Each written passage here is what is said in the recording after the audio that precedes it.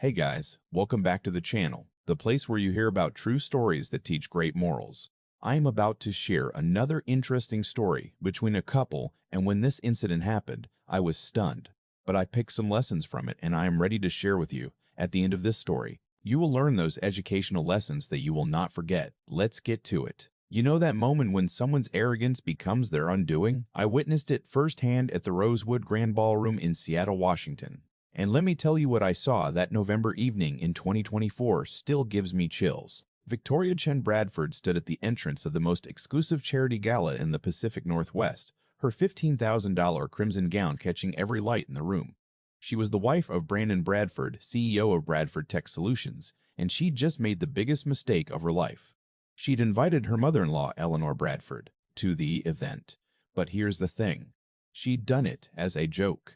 A cruel, calculated joke meant to humiliate a woman she'd spent 3 years belittling. I was standing near the registration table, clipboard in hand, when Victoria leaned toward her assistant and whispered loud enough for several of us to hear, "Wait until everyone sees her walk in wearing whatever discount store dress she probably bought. This is going to be absolutely hilarious." My stomach dropped. I'd met Eleanor Bradford exactly once before, 6 months earlier, and she'd struck me as one of the kindest women I'd ever encountered. Soft-spoken, gracious, always deflecting attention from herself. Victoria, on the other hand, had built her entire identity around being Mrs. Bradford, the trophy wife who'd snagged the most eligible bachelor in Seattle's tech scene. The ballroom was packed with tech moguls, venture capitalists, and old money families. Crystal chandeliers hung from 30-foot ceilings.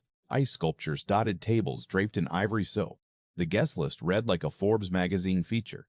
And Victoria had invited Eleanor to this spectacle specifically to embarrass her in front of Seattle's elite. "She probably doesn't even own proper jewelry," Victoria continued, adjusting her diamond tennis bracelet, a gift from Brandon. She told everyone who'd listen that cost more than most people's cars. "I can't wait to introduce her to the Caldwell Morgans. The look on their faces when they meet Brandon's, what do you call it? Humble origins. Wait, if you're watching right now, help me prove something wrong.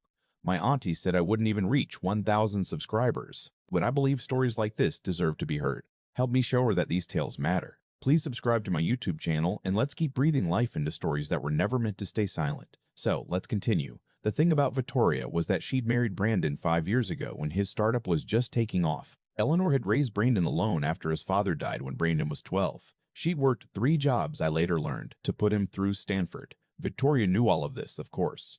She'd heard the stories, but in her mind, Eleanor's sacrifice made her less than common.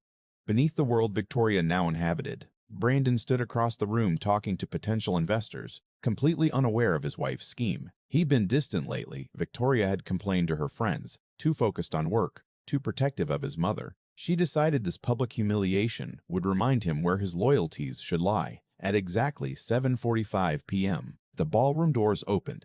Eleanor Bradford walked in, and I swear the entire room seemed to shift. She wasn't wearing a discount store dress. She was draped in a midnight blue evening gown that I recognized immediately.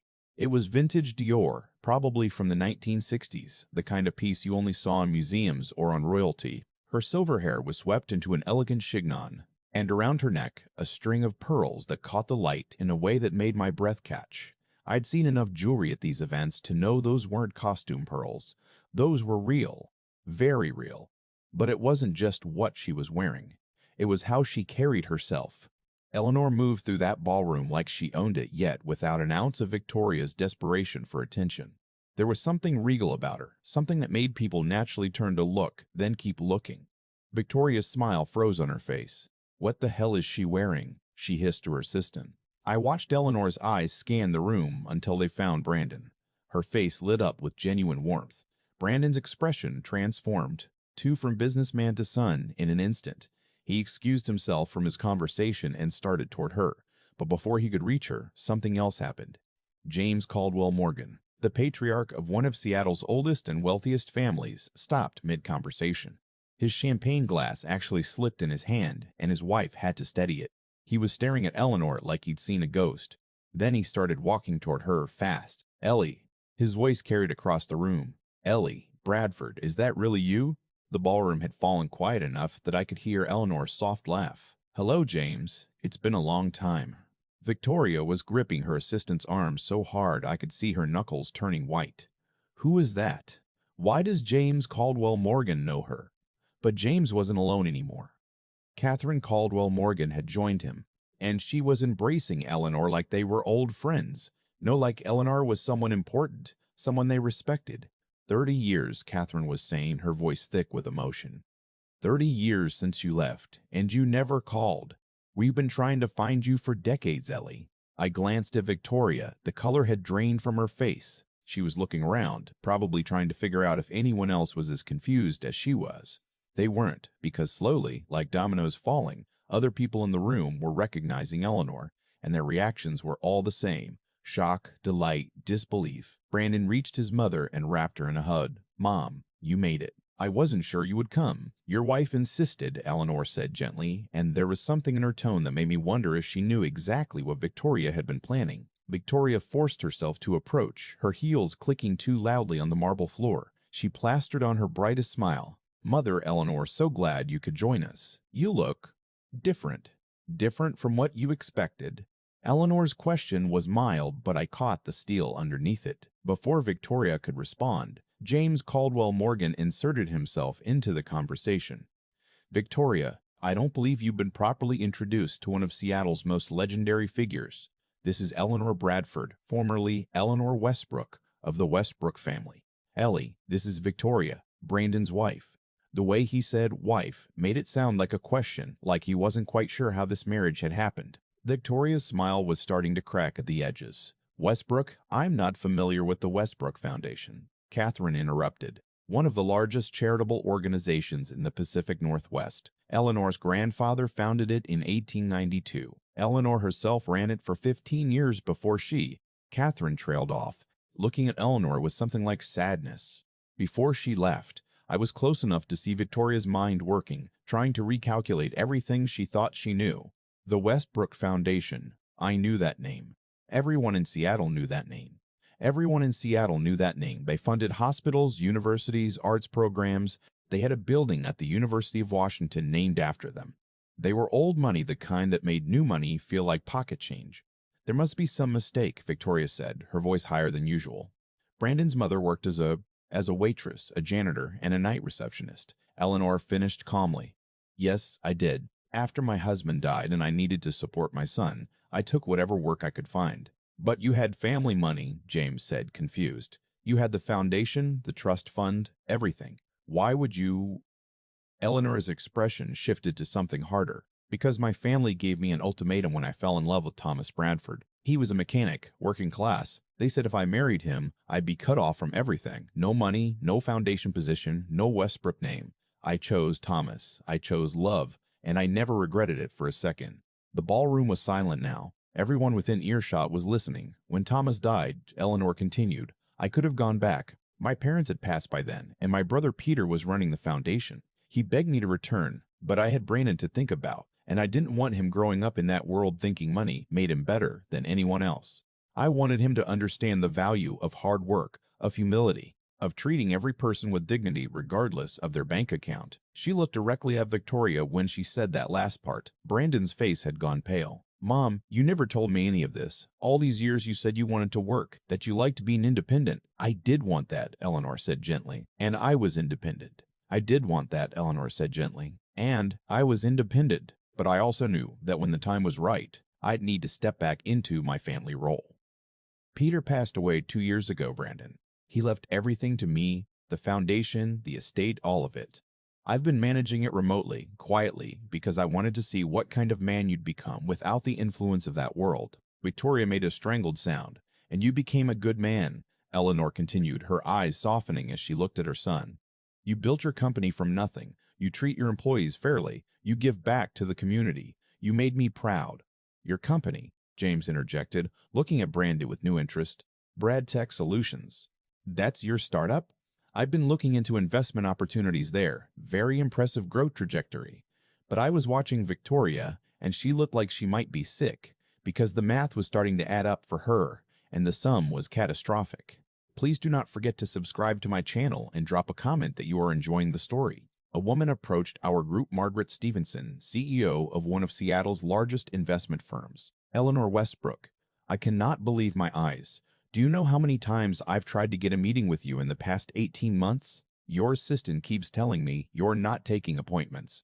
I've been selective about my public appearances, Eleanor said. Tonight seemed like the right time to step back into the light. She glanced at Victoria again, and I swear I saw the faintest smile touch her lips. Mrs. Westbrook, Margaret continued, I wanted to discuss the Westbrook Foundation's new initiative, the $50 million grant program for tech startups founded by underprivileged entrepreneurs. It's revolutionary. We'd love to partner with you on the vetting process. $50 million. Victoria swayed slightly on her heels. Igvoria swayed slightly on her heels. I'd be happy to discuss that, Eleanor said. In fact, I've been reviewing applications for the past month. There are some extraordinary young people doing incredible things with very limited resources. It reminds me of my Thomas Brilliant mind, just needed someone to believe in him.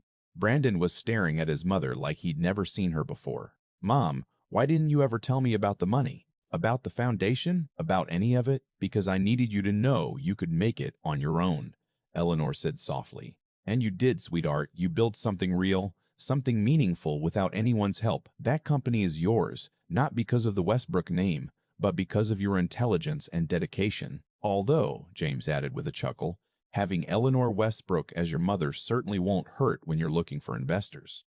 Half the people in this room have been trying to get her attention for years. Victoria finally found her voice. This is wonderful news. Brandon, darling, did you hear? Your mother has been so modest about her accomplishments. We should absolutely leverage the Westbrook connection for the company's Series C funding.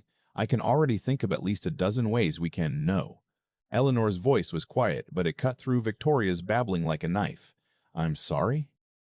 Victoria blinked. I said no. Eleanor's smile was pleasant, but her eyes were steel. Victoria, I know exactly why you invited me here tonight. My son might not realize it, but I do. You wanted to embarrass me. You wanted to parade me in front of Seattle's elite as evidence of Brandon's humble beginnings, as a way to make yourself feel superior. Victoria's face flushed red. That's not, I would never.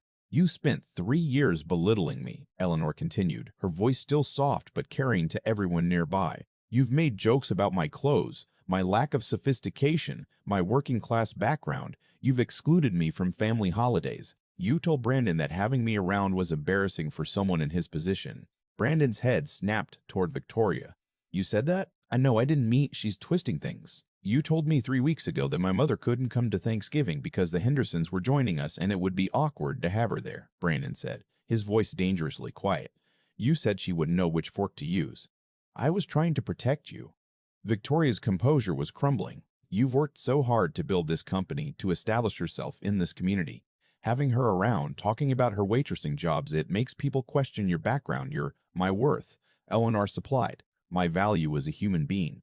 Tell me, Victoria, what makes someone worthy in your eyes? The size of their bank account? The designer label on their clothing? People were openly staring now. Some had their phones out, probably recording. This was going to be all over Seattle Society pages by morning. You know what I find interesting? Eleanor continued. You married my son when his company was worth about $2 million.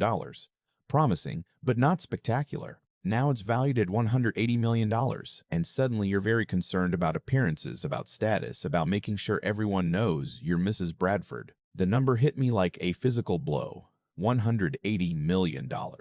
I glanced at Brandon, who was watching his wife with an expression I couldn't quite read.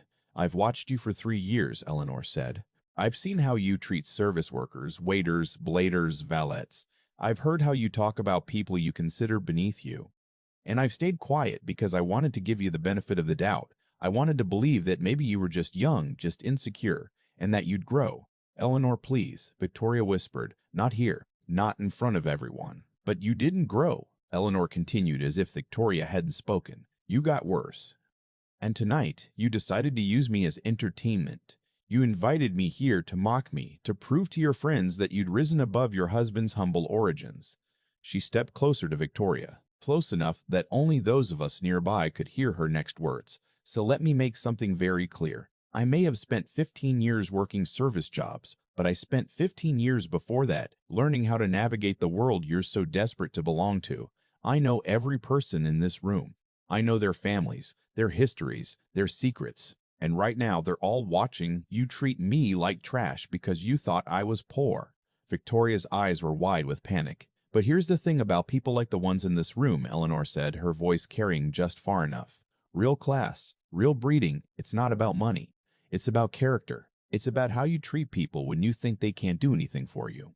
And you, Victoria, have just shown everyone here exactly who you are." "Eleanor, darling." A new voice joined the conversation.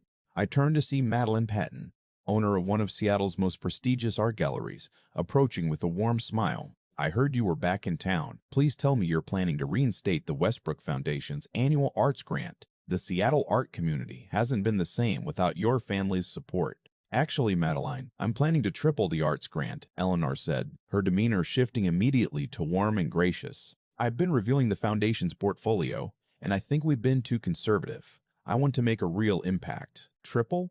Madeline gasped. "But that would be $15 million annually." "Yes," Eleanor confirmed. "Starting next quarter." I watched Victoria's face cycle through emotions: shocked, calculation, desperate hope. She was probably thinking about how she could position herself as the bridge between Brandon and his mother's fortune. Eleanor seemed to read her mind. "Brandon," she said, turning to her son, "I'd like to invite you to join the Foundation's board of directors. I think your experience in the tech sector would bring valuable perspective to our grant programs." Brandon looked overwhelmed. "Mom, I don't know what to say. This is all so much to process." "I know, sweetheart. We'll talk more later." Eleanor paused, then added, "Just you and I. Private lunch tomorrow." The emphasis on private wasn't lost on anyone. If you're enjoying this story, hit that like button and let me know in the comments what you would have done in Eleanor's situation. Victoria tried one more time. "Perhaps we could all have lunch together. As a family, I'd love to learn more about the foundation, about how I might be able to help." "No thank you," Eleanor said, her voice polite but final. "I think Brandon and I need some time alone to catch up. We have a lot to discuss." The rejection was gentle but absolute, and I could see it land on Victoria like a slap. Over the next hour, I watched something extraordinary happen. Eleanor moved through that ballroom like visiting royalty. People approached her constantly: CEOs, philanthropists, politicians. Every single person treated her with reverence, with respect, and every single one of them saw Victoria trailing after Brandon, trying desperately to insert herself into conversations she was no longer welcome in. James Caldwell Morgan pulled Brandon aside at one point. I was close enough to hear him say, "Your mother is remarkable. My father used to say that Eleanor Westbrook was the smartest person in any room she entered. When she left Seattle, the whole city felt it." "I had no idea," Brandon said quietly. "She never told me any of this." "Because she loved you," James replied. "Because she wanted you to build your own path. That's the mark of a truly great parent, Brandon. She gave up everything for you." Brandon's eyes found his mother across the room. She was laughing at something Madeline Patton had said, looking relaxed and happy in a way he'd probably never seen before. Victoria appeared at his elbow. "Brandon, we should probably think about leaving soon. I have an early appointment tomorrow." "You knew," he said suddenly. "When you invited my mom tonight, you knew she wouldn't fit in. You wanted her to be embarrassed." "That's not fair. I was just trying to—" "To what?" Brandon turned to face her fully. "To prove something? To show off?" "What was the plan, Victoria? Were you going to laugh with your friends about my mom's cheap dress? Make jokes about her lack of sophistication?" "I just thought, I mean, she always dresses so plainly, and I didn't know she had money, and so it's okay to mock someone as long as they're poor."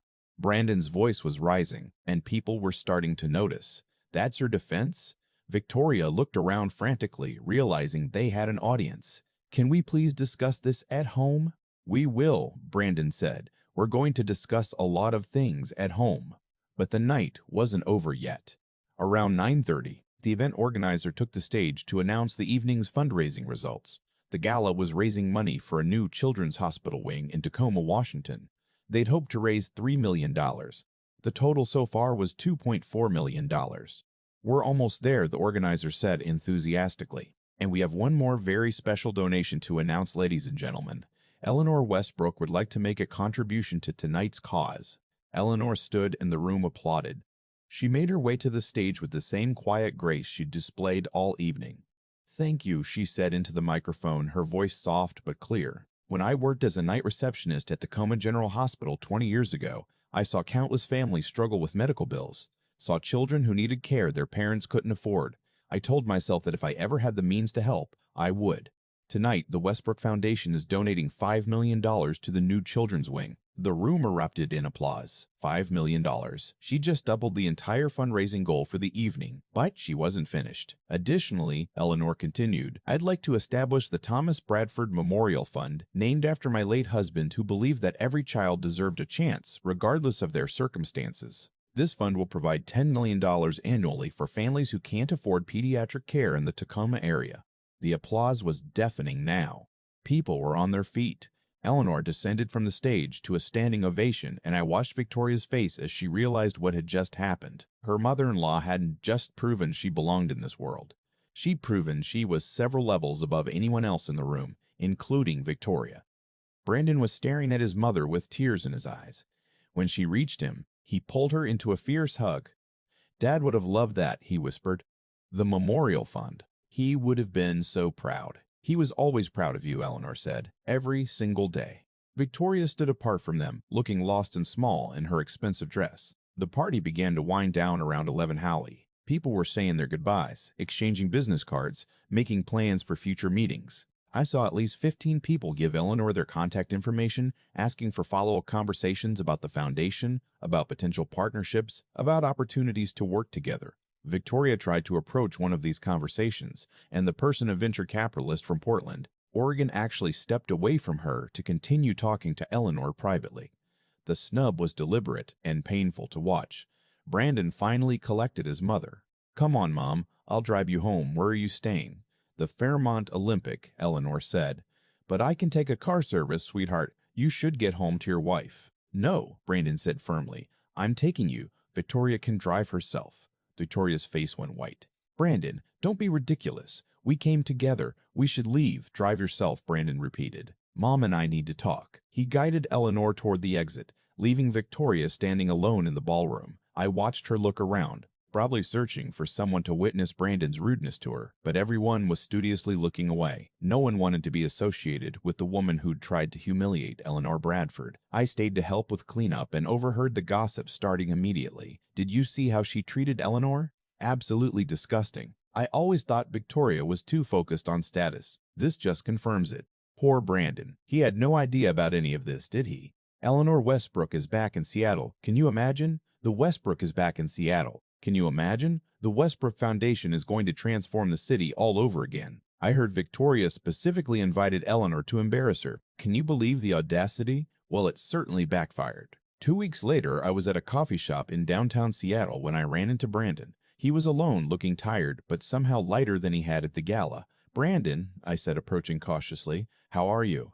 He recognized me from the event. Hey, I'm managing. It's been a complicated couple of weeks. I didn't want to pry, but I also desperately wanted to know what had happened after that night.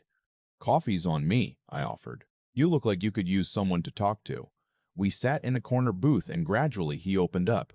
I've been staying at my mom's place, he said. The estate in Bellevue. Did you know she has an estate? A 20-acre property with a main house that was built in 1923. There's a library with first edition books and original paintings on the walls. It's like stepping into a different world. And Victoria, we're separated, he said quietly. She's still at our house in Madison Park. We're working through the details with lawyers. I'm sorry, don't be. He stirred his coffee absently. The night of the gala, after I dropped Mom off at her hotel, I went home and found Victoria packing a bag. She was planning to go stay with her sister for a few days. Give me time to go stay with her sister for a few days. Give me time to cool off. Like I was just having a temper tantrum. What did you do? I asked her to unpack. I told her we needed to talk immediately. And I asked her point blank, did you invite my mother to that event to embarrass her? What did she say? He sighed.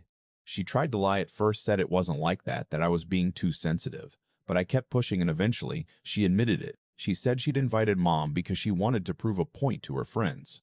She wanted to show them that she'd married up, that she'd escaped her own middle-class background by finding someone successful. That's awful. The thing is, Brandon continued, I would have understood if Victoria came from money and looked down on people without it. That would have been simple snobbishness learned behavior from her family, but Victoria grew up just like I did. Her parents ran a small hardware store in Spokane. She worked retail all through college. She knows what it's like to struggle. And she still decided to mock my mother for doing exactly what she'd done, working hard to survive. Some people forget where they came from. That's what my mom said. Brandon smiled slightly. We had lunch the next day like she'd planned, just the two of us at this little Vietnamese place near Pike Place Market. She told me everything about her family, about walking away from it all for love, about the years of working multiple jobs while I was growing up. And you know what killed me? She never once complained, never acted like she'd sacrificed anything. She just kept saying how happy she was, how much she loved my dad, how proud she was of who I became. She seems like an incredible woman. She is. And I spent 3 years letting my wife treat her like she was nothing. His voice broke slightly.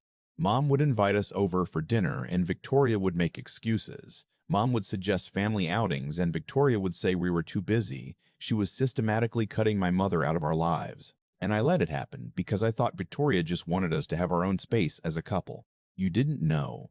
I should have known. Brandon shook his head. I should have seen how Victoria treated service workers, how she talked about people she considered beneath her.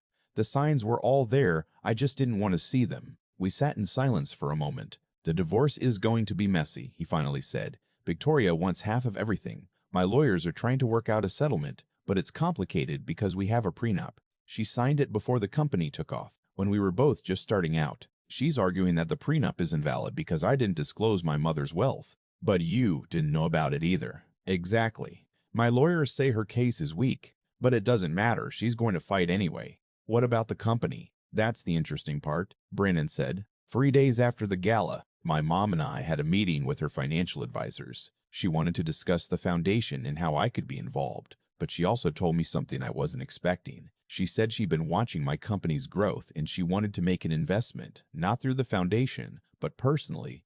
$20 million for a 5% stake. I nearly spit out my coffee. $20 million? It's below market valuation, Brandon explained. Her advisors recommended she ask for at least 10% for that investment. But Mom said she wanted me to maintain control of my company, that she wasn't interested in taking over what I'd built. She just wanted to support me. That's amazing. Victoria lost her mind when she found out. She called me screaming about how I was stealing money that should belong to both of us, how this was proof that Eleanor was trying to cut her out. But here's the thing, Victoria has no claim to that investment. It's coming to my company, not to me personally. And even if we divorce tomorrow, her share of the company under the prenup is capped at $3 million. So she's fighting for more? He nodded. She's demanding $30 million. Says she deserves it for supporting me while I built the business. Her lawyers are calling it sweat equity, a contribution. Brandon laughed bitterly. Never mind that she hasn't worked in 4 years. That she spends her days shopping and having lunch with friends while I'm at the office from 7:00 in the morning until 8:00 at night. Will she get it? My lawyers don't think so. The prenup is pretty airtight, and we have documentation of her spending habits. She's gone through about $800,000 in the past year alone on clothes, jewelry, and vacations. It's going to be hard for her to argue that she was a financial partner in the business when she was actively draining resources. Over the next few months, I followed the case through mutual acquaintances. The story of that gala night had spread through Seattle's social scene like wildfire, and public opinion had firmly turned against Victoria. Several of her friends from the Tech Wives social circle had quietly distanced themselves, not wanting to be associated with someone who'd so publicly embarrassed herself. The divorce proceedings were brutal. Victoria's lawyers tried every angle claiming emotional distress, arguing that Brandon had hidden assets, even attempting to sue Eleanor for alienation of affection, which was laughed out of court. In the end, the judge ruled in Brandon's favor. The prenup held up.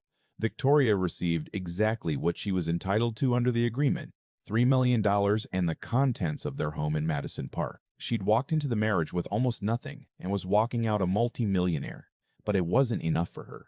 She'd wanted the lifestyle, the status, the connection to the Westbrook name and fortune. She'd gambled that humiliating Eleanor would cement her position in Seattle society, would prove she belonged among the elite.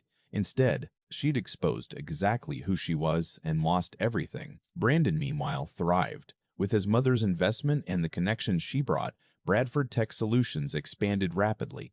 Within a year, the company was valued at over $300 million.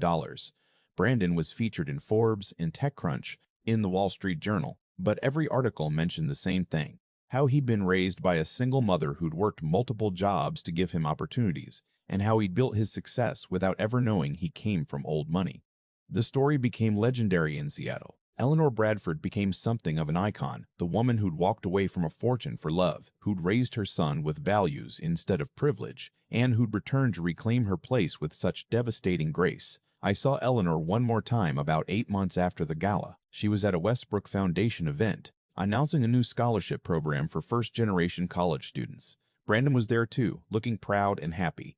After the announcement, I approached her. "Mrs. Bradford," I said, "I don't know if you remember me, but I was at the gala that night." "Of course I remember," Eleanor said warmly. "You helped organize the event. You did beautiful work. I wanted to tell you," I continued, "that watching what happened that night changed something in me. The way you handled Victoria, the way you carried yourself, it was masterful." Eleanor smiled. "I didn't do anything extraordinary. I just let Victoria's own actions speak for themselves. But you must have known what she was planning. The way you walked in dressed like that, already reconnected with the Caldwell Morgans, you were prepared." "My son may not have told me about Victoria's invitation directly," Eleanor said, "but I have friends who still run in those circles. James Caldwell Morgan called me 3 days before the event. He'd heard through his wife that someone matching my description had been invited as a joke. He wanted to warn me." "So, you planned the whole thing?" "I planned to attend," Eleanor corrected gently. "What happened after that was simply a matter of being myself. I didn't humiliate Victoria. She did that on her own by treating me as less than human because she thought I was poor. She lost everything because of one night." "No," Eleanor said firmly. "She lost everything because of 3 years of choices. The gala was just the moment when those choices became public. Victoria had been showing people who she really was for a long time. That night, she just did it in front of witnesses who couldn't be dismissed or ignored." "Do you feel any sympathy for her?" Eleanor considered the question carefully. "I feel sad for her. She had a good man who loved her, a comfortable life, opportunities most people never get, and she threw it away because she couldn't see that a person's value isn't measured by their bank account or their social status. She confused wealth with worth, and that confusion cost her everything that actually mattered." "Has Brandon talked to her at all?" "Not in months. The divorce was finalized 6 weeks ago. Victoria moved to Los Angeles. I believe she's trying to reinvent herself, there find a new social circle where the story hasn't followed her." Eleanor's expression softened. "I hope she finds whatever she's looking for. I hope she learns that what you have matters far less than who you are." I thanked her and turned to leave, but Eleanor called me back. "Wait, I wanted to ask you something. The foundation is expanding our team. We need someone to help coordinate events, manage logistics for our grant programs. Would you be interested?" I stared at her. "Me? I remember how you handled that gala," Eleanor said. "You were professional, kind to everyone regardless of their position, and you kept everything running smoothly even when the evening went off script. Those are exactly the qualities I need on my team." 6 months later, I was the Westbrook Foundation's Director of Operations, working alongside Eleanor to expand programs that helped underprivileged families access education, health care, and opportunity. I got to see firsthand how she ran the foundation with the same values she'd raised Brandon with. The same insistence that every person deserved dignity and respect, regardless of their circumstances. I also got to see her relationship with Brandon flourish. He and his mother had lunch every Tuesday, just the two of them, making up for all those years when Victoria had kept them apart. Eleanor never told him what to do with his company, never leveraged her position or wealth to influence his decisions. She was just his mom, proud, supportive, always in his corner. Sometimes I think about Victoria, about how differently things could have gone if she'd just treated Eleanor with basic human kindness, if she'd welcomed her mother-in-law instead of mocking her, if she'd valued character over cash, if she'd understood that real class has nothing to do with money. But she didn't, and that one decision to invite Eleanor to that gala as a joke became the thread that unraveled her entire life. The story taught me something I'll never forget. You never know who someone really is, based on their clothes, their job, or their bank account. Real wealth isn't about what you have. It's about who you are when no one's watching, how you treat people who can't do anything for you, and what you stand for when it costs you something.